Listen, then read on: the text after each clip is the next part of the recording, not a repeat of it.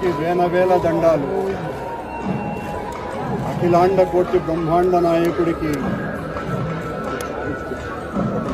91 సంవత్సరాల టీటీడీ పాలక మండలి చరిత్రలో 3 సార్లు పాలక మండలి సభ్యునిగా, 2 సార్లు తిరుమల తిరుపతి దేవస్థాన అధ్యక్షుడిగా అవకాశం ఇచ్చిన మహామూర్తి,